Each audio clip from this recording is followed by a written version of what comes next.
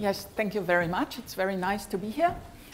So the starting point, the starting point of this is Silber's old conjecture, which has been refuted, of course. But Silber's conjecture stated a strongly minimal set is either vector space-like, field-like, or trivial. Strongly minimal sets are vector space-like,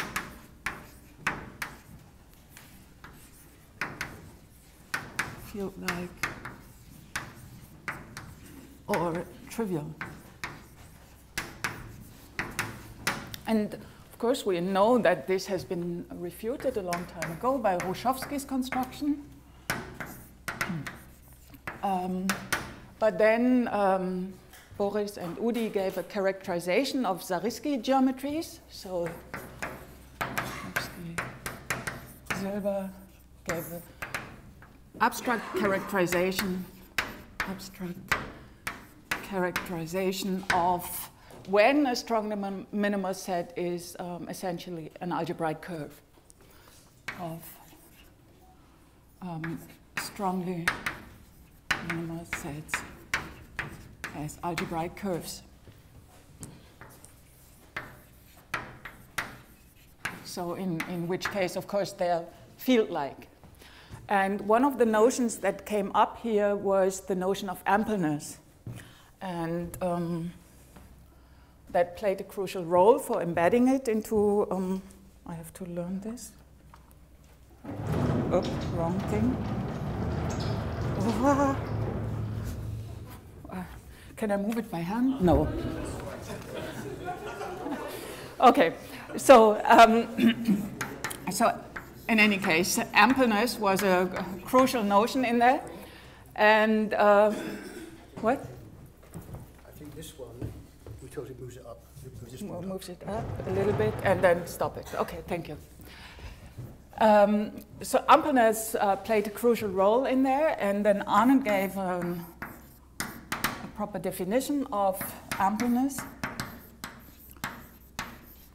which in some sense can be seen as an abstract characterization of projective spaces. So the definition at first looks very, how should I say, confusing maybe, or so if you have a stable theory, then you say T is n-ample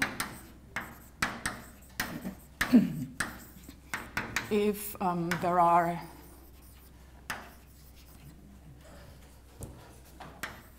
A0 up to AN in MEQ for some model of T, such that the following holds. When you break this tuple, so there's three parts. When you break this tuple, the left hand and the right hand are not independent, but they become independent over any midpoint. So A0 up to AI minus 1 is independent over AI from the rest. And this is for all I less than n, also for all I less than n. And the third part is if you consider the algebraic closure, also in the sense of EQ, A0 up to AI, and intersect it with the algebraic closure of A0 up to AI minus 1, and then you add AI plus 1 instead of AI, then the intersection should only be the obvious part. Should just be algebraic closure of this initial segment. A0 up to AI minus 1. Okay, and if you haven't seen it before, I think it looks quite maybe confusing, but it's difficult to manage. But if you think of it in the metric setting, then it's actually quite a natural definition. So, two AI minus ones. I plus one, sorry. Oh, this is I plus 1, yes, thank you. So here you're, in one place you have AI, and in the other place you have AI plus 1. So if you think of independence in the metric setting, it becomes maybe a more natural condition. So think of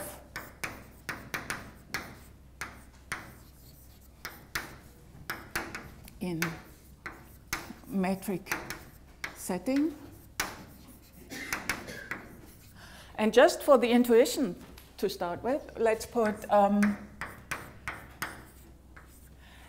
and B are independent over C if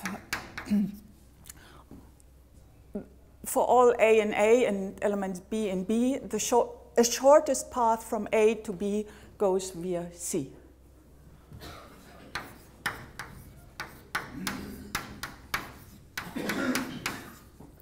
There is C and C such that some shortest path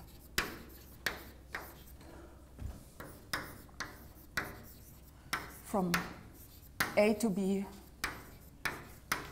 passes through C.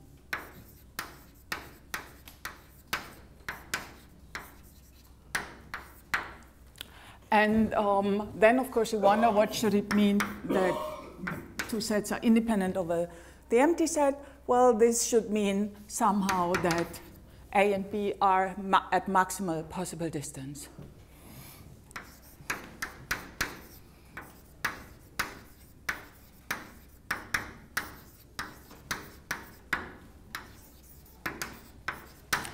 And in some cases, this actually turns out to be exactly the right notion of independence, also given by stability theory. But let me now explain how we can use this to see that this has anything to do with ampleness. Yes. Is your thing on? Is my thing on? Yes, it's on. So I was turning my head, so that's why it didn't work. So what does this have to do with ampleness? Think of projective space as a simplicial complex.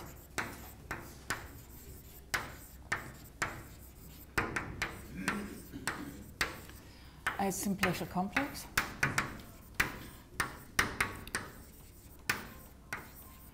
So with colored vertices,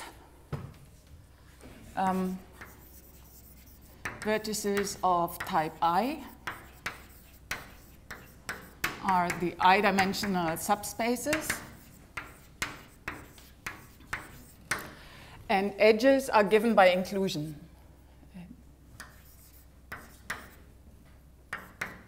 Inclusion of subspaces. And then, of course, in this setting, flags in the projective space will just correspond to a simplex in this simplicial complex. Now, of course, here we have the situation that inclusion is transitive. So some of the edges are superfluous, because if A is contained in B, B is contained in C, then having A contained in C is no new information. So we just skip this edge. So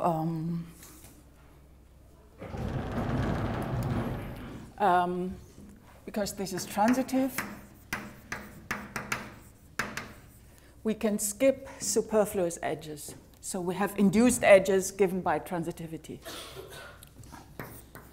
Consider induced edges given by transitivity.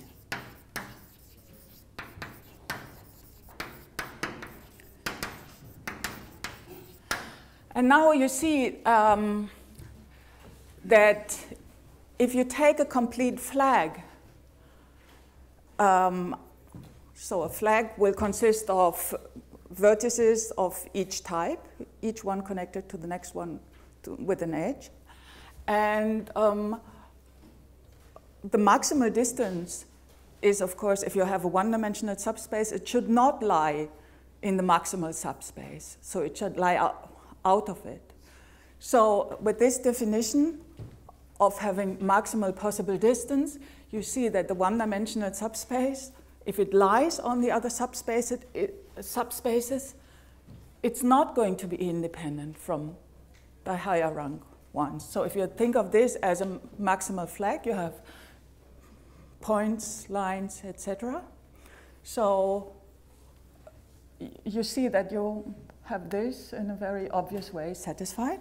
But then by transitivity, if you have that the points and lines are already on this, let's say points are on this line and lines are on this, then this is no new information, so they are independent.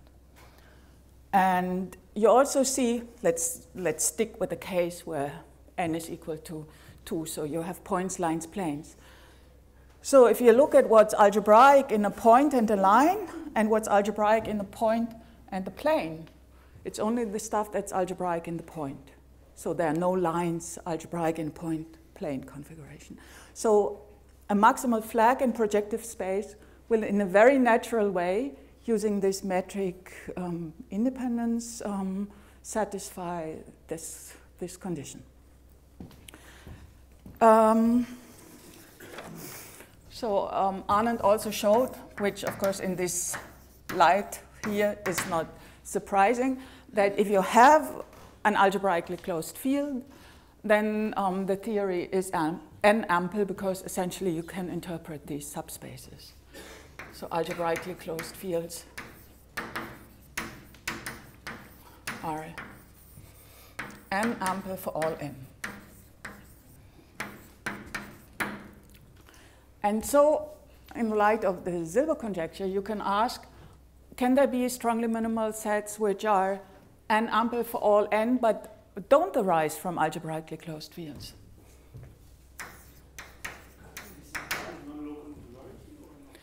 For one, it's the same as non-local modularity, yes.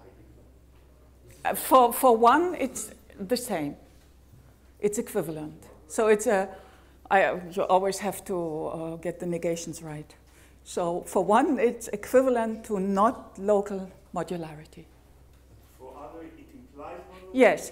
What you see is that with this definition, any initial segment is a witness for k ampleness for k less than n. Because you know, if you restrict to that, everything is preserved. So, question, are there strongly minimal sets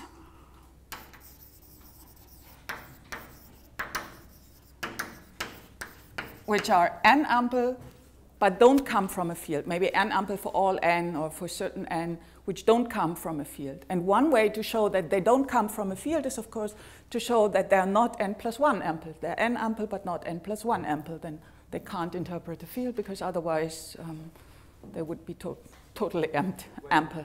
Would they have to get slightly close once they... Well, let's... Actually, you don't really need algebraic closed. I mean, if the theory is stable, you need a stable field. Ah. So, are there strongly minimal sets n-ample, not n plus 1 ample?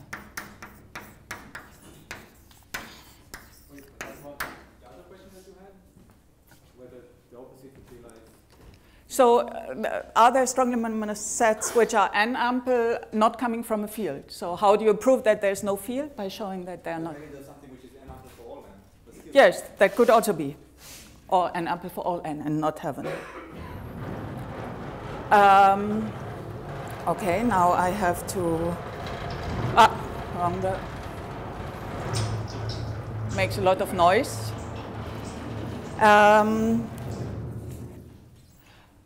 So you see that this notion of ampleness is really very closely connected to this simplex structure of a projective space.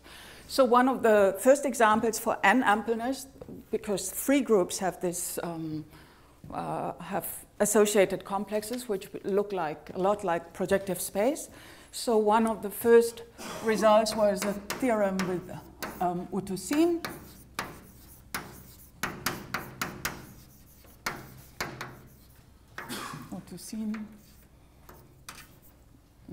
how should I write this? And then proof written up by Rhizos-Klinos is that free groups, non-abelian free groups, are n-ample for all n.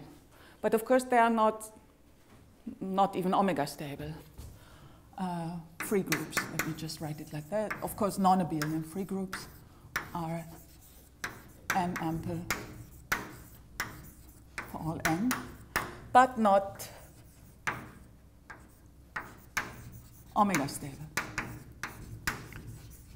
So, but there you already see the simplicial structure that you need for witnessing n-ampleness. Then the next step was getting a bit closer, omega stable. So the next result by me and also proved by Baudisch, Pizarro, Ziegler. If you look at right-angled buildings, which essentially are generalizations of trees,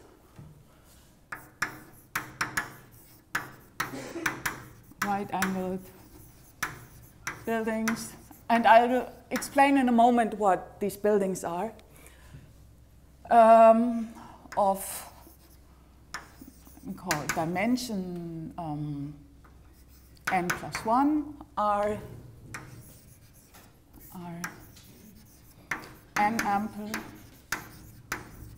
and not n plus 1 ample. And these examples are omega stable, but of course not a finite rank.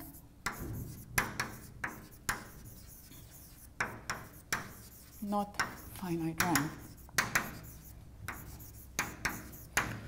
Particularly not finite molar rank. And in these examples, you really see that the notion of independence that you have coming from stability is exactly the metric notion that I explained up there. But the problem with right-angled buildings, like, let's look at the specific case. An infinite tree is the easiest example of a right-angled building. And of course, an infinite tree is not going to have finite Morley rank because essentially the distance corresponds to the Morley rank. If you make, if you have infinite branching, then the set of neighbors of a vertex will be a strongly minimal set. So if you keep going, the distance tells you exactly the Morley rank over this point. If you want to, it's a free-suited plane, yes. A tree. Oh, it's a right-angled building of dimension 1. It's exactly the same thing. And why is it called right-angled building? Because it has two kinds of vertices. Of course, it's bipartite because it doesn't have any cycles. We can consider it as a bipartite graph. And if you look at the involutions that you have flipping at one point and flipping at the other point, then the product of these involutions is going to have infinite order.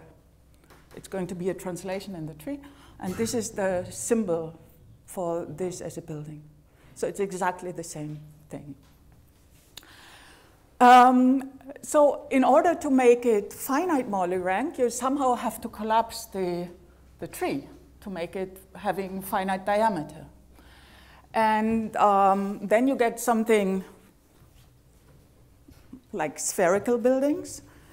I keep forgetting which one is which one. So there's an old result which said that if you have a spherical building of finite Morley rank and of dimension at least 3, then you have a field interpretable in the structure. So again, it's going to be n ample for all n. So this is not going to help us. So this is old theorem with Kramer, then Van Malnegem.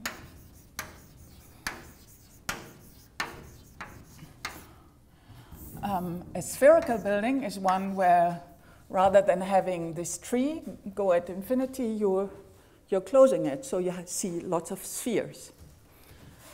Spherical building of finite Hartley rank is algebraic, so comes from an algebraically closed field. Arises from definable algebraically closed field. So again, this is not going to give rise to something without a field. So, of course, you can think if ampleness is so closely connected to projective space, and you know that projective space of dimension at least 3 always arises from a field, you could conjecture that once you have 3 ampleness, a strongly minimal set which is 3 ample, that it could be algebraic. It could arise from a field. So let's consider that. Let me now explain a little bit more about the building structure. So I'll explain a projective space as a building now. So projective space as a building. And the building associated to projective space is exactly the simplicial complex I explained up there. So that already is the building. But let me also explain these Dinkin diagrams or these Coxeter diagrams that come with it. So maybe you've seen these, or I'm sure you've seen these diagrams. For example, this one here is the Coxeter diagram for SL4, K, for some field K. And this is the coding for a projective space. So why is that? So if there are no numbers, it is just a convention that the numbers that are omitted are the numbers 3. So no number means there's a 3. And also you have 3 nodes, so this group acts on 3-dimensional projective space. You have points, lines, planes. And what you know is that when you look at all the points and lines in a plane, then the points and lines in the plane, again, form a projective plane. Given a plane, points and lines in this plane are projective plane. What does it mean? A projective plane means any 2 points are connected by a unique line.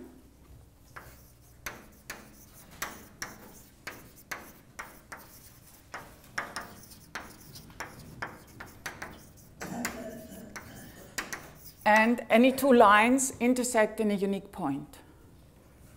So any 2 lines intersect in unique point. So if you think of a bipartite graph, what this says is the following.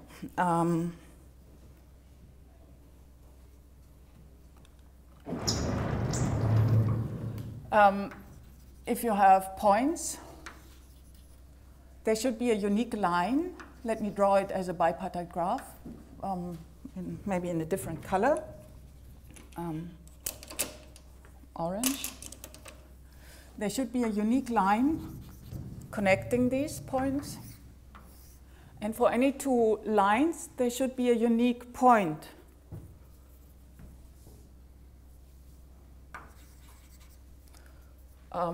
Connecting them. So for example, it could be this one.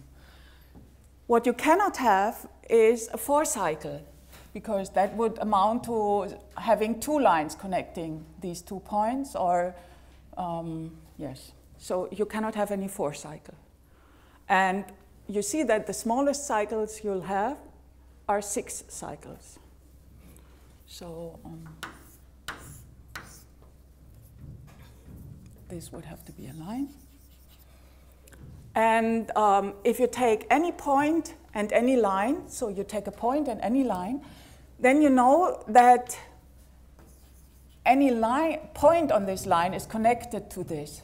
So you see that the distance from any point to any line is at most 3. So this is a bipartite graph of diameter 3.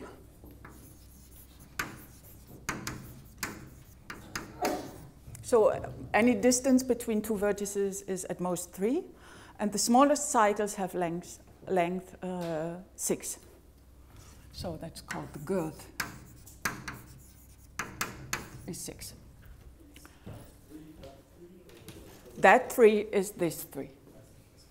That's the important thing. So this 3 is that 3. So in the when I drew this diagram here, you see that distances go to infinity. They can be arbitrarily large. So now the definition: a generalized n-gon. A generalized n-gon is a bipartite graph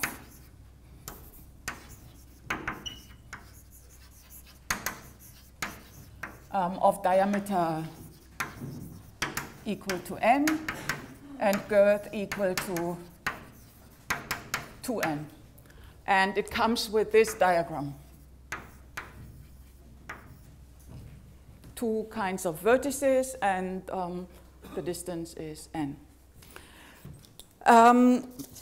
So what's coded in this diagram here is that for any plane, the set of points and lines in it is a projective plane. But dually, of course, the set of, if you fix any point, then the set of lines and planes containing this point is also a projective plane. So this is coded in this. And if there's no edge between these vertices, it means that it's a 2. It codes a 2. No edge means it's a 2. And what is a bipartite graph of diameter 2? Well, it's just a complete bipartite graph, because between any two vertices of the same type, there must be something connecting them, because the diameter is 2. So it's a complete bipartite graph. Which means in this setting, if you have a line, all the planes containing it and all the points sitting on this line are connected, because it's a complete bipartite graph, which is exactly the transitivity that I mentioned.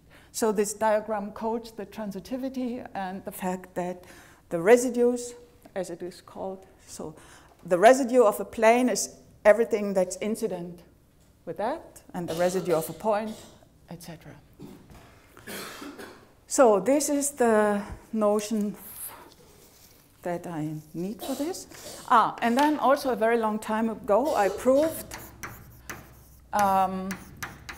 that there are almost strongly minimal generalized n-gons. Yeah? If two planes intersect in at least two different points, do they intersect in a line? Yes. Exactly one line? Yes.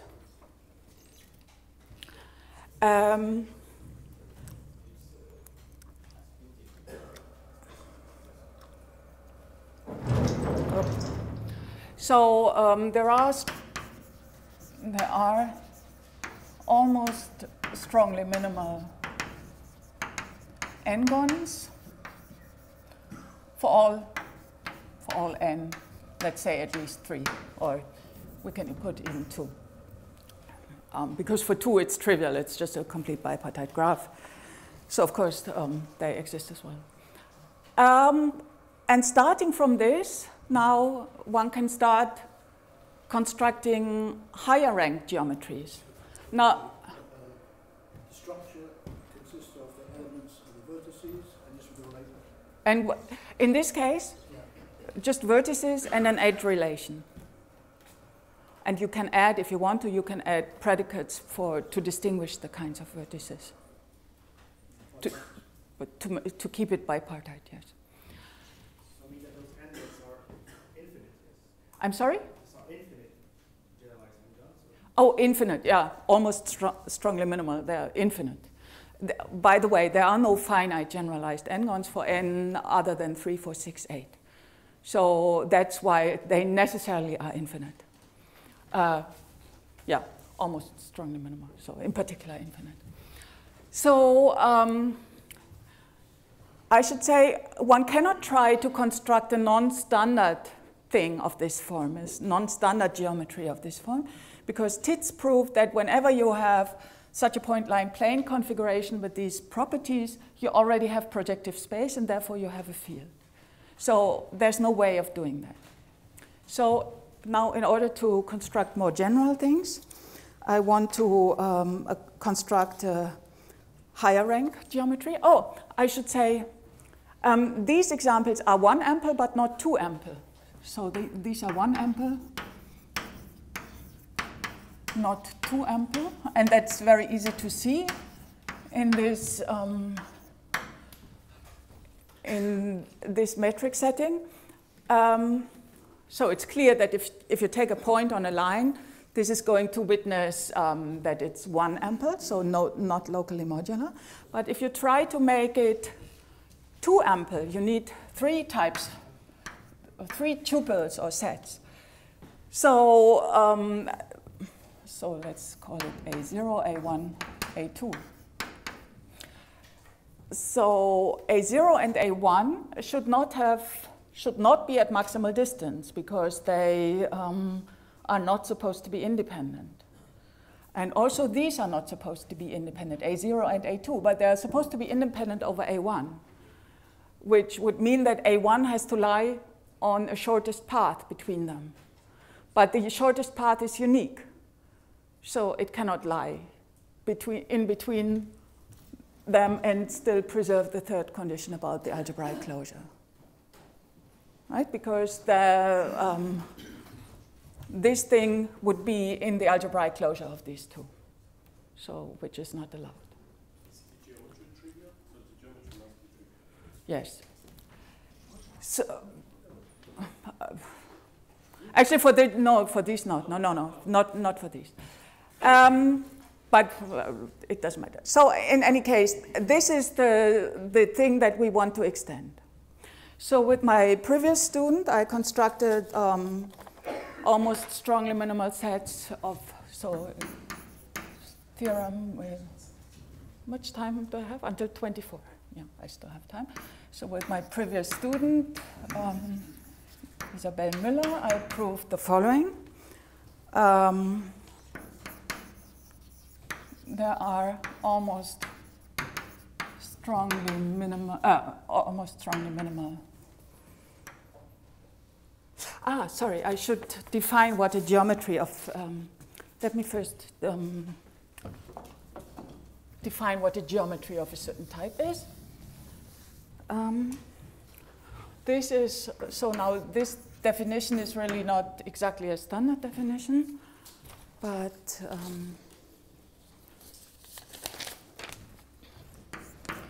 Put this so that it's not an official definition, just one for this setting. Geometry of type. No, I'm just calling it a geometry. It's not a building of this type. A geometry of type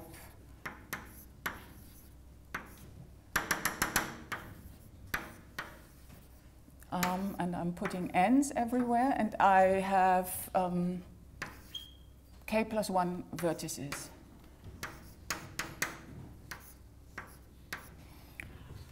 Of this type is a k plus 1 colored graph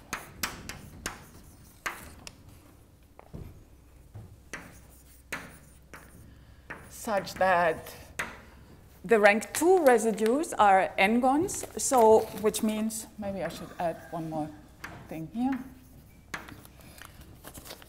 This means that if I fix a vertex of type 4 and a vertex of type 0, then the stuff that sits in between should be a generalized n-gon, right? So if you cover this, what's remaining is this. very similar to this, such that, so this is called the rank 2 residue. And two knots, connected knots, sitting somewhere here. All rank 2 residues are generalized n-gons. Incidence is transitive, so let me just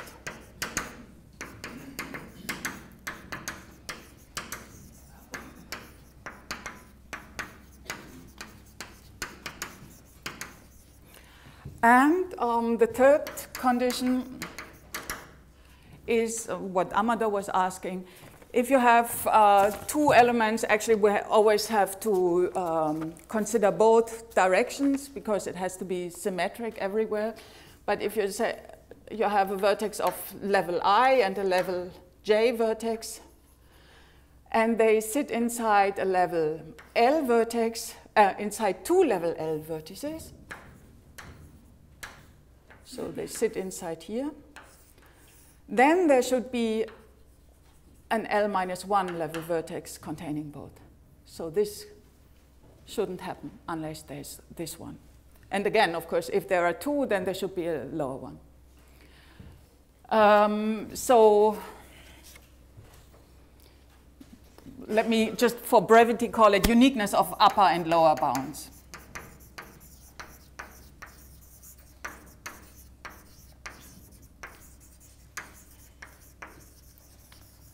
If they exist, if bounds exist.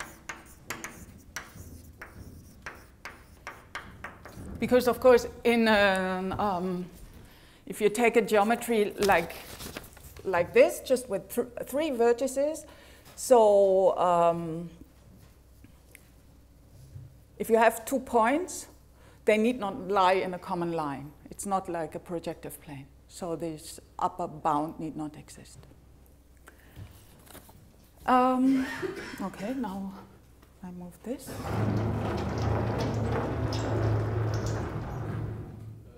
Katrin, could you remind so this existence of such things, it is based on positive dimension? Yes, I'm going to explain this in a moment.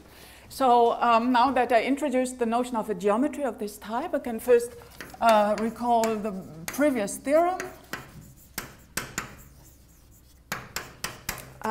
We proved that there are strongly minimal, almost strongly minimal geometries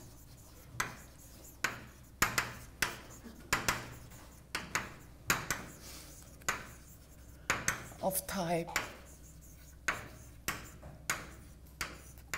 3 kinds of vertices for n at least 6.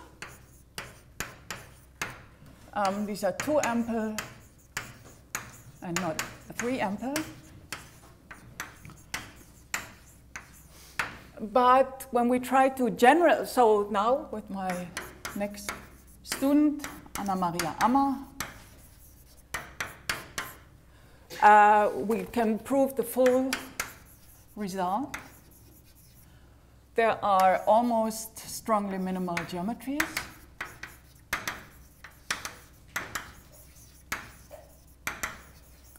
Of type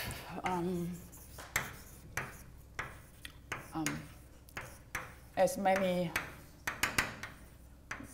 vertices as you want, let's say 0 to k. But now the bound on n is n has to be at least 2 times 3 to the k minus 1 plus 2. And they are k ample, but not k plus 1 ample. And unfortunately, the construction is really not a continuation of this, because it turned out that this doesn't extend well. So we had to change the construction. And let me explain how this is done. So first, I'll remind you of the delta for the almost strongly minimal n-gons.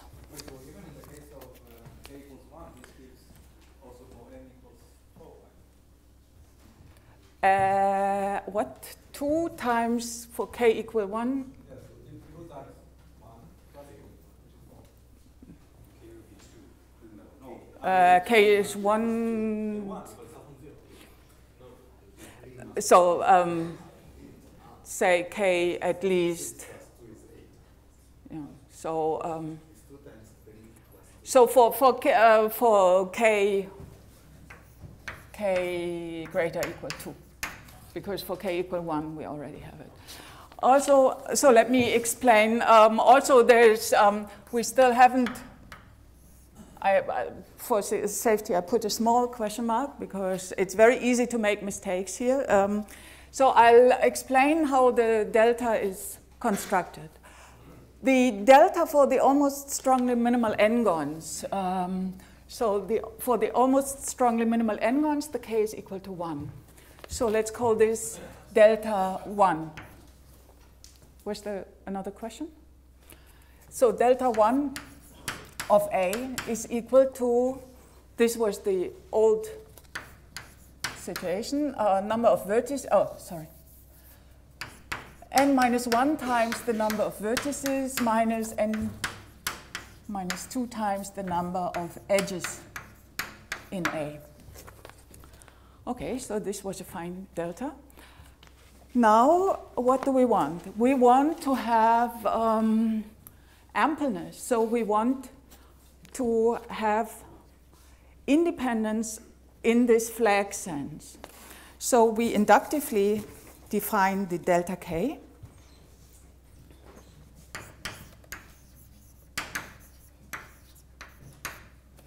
Inductively.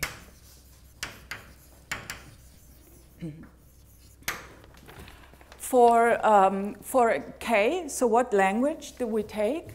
The language LK is supposed to consist of predicates, E delta,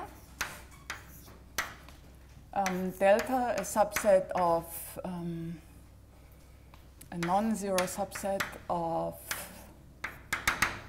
0 to k, and E delta is a predicate for a flag. So E delta has arity delta. And for a structure, for a finite structure in this language, we define delta k of A as the alternating sum, delta plus 1 over these deltas here. And we have to find these constants, E delta k, and times the number of realizations of this in here. So in the case where k is 1, you have 1 and 2-dimensional subsets. So for the 1-dimensional subsets, this coefficient is n minus 1. For the 2-dimensional, it's n minus 2. So this is not enough to define the delta, so we are also asking the following. So we have to determine these coefficients.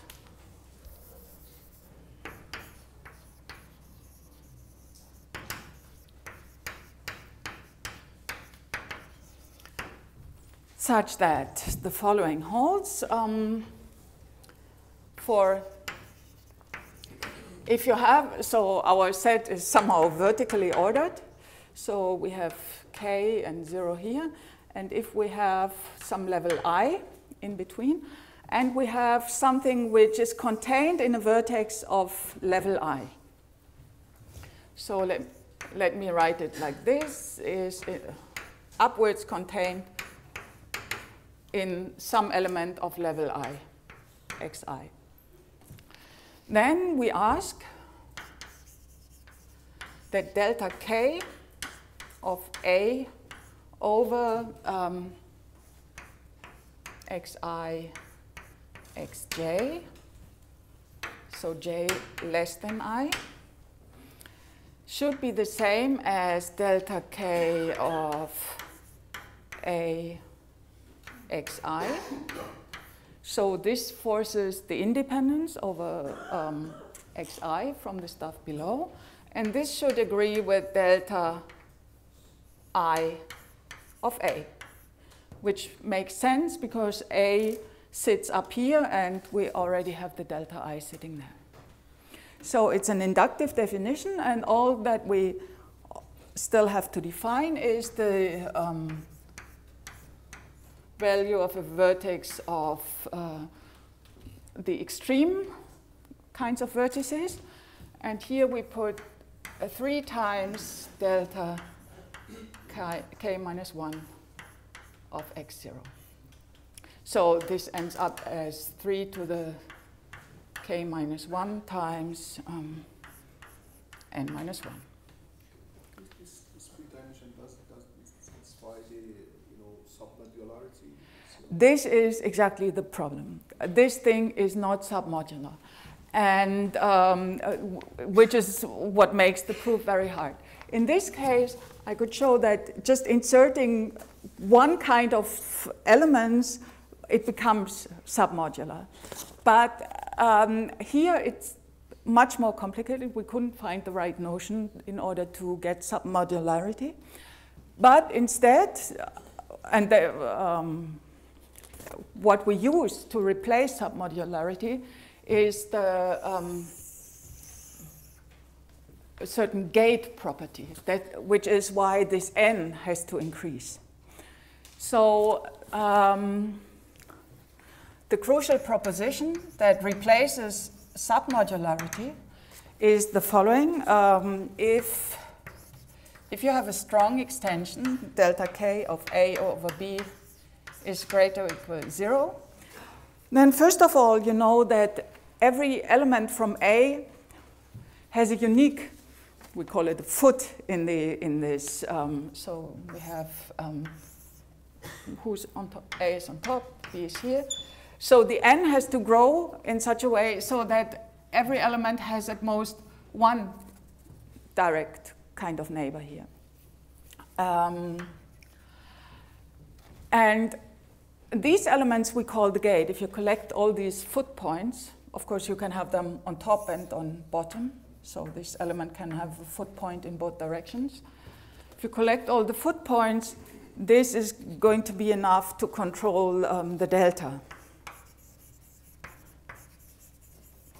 Then there is a gate, B0 contained in B, such that delta k of A over D is equal to delta k of A over B for all B0 lying between this gate and the full parameter set. And with this notion, we can replace, with knowing what controls the delta, we can replace submodularity. The reason I still have this small question mark is that it's so easy to overlook some, somehow we are so used to submodularity that there's always a worry that somewhere we have overlooked something. But well, it's all almost strongly minimal. So okay, so let me explain how we can show that it's k ample but not k plus 1 ample.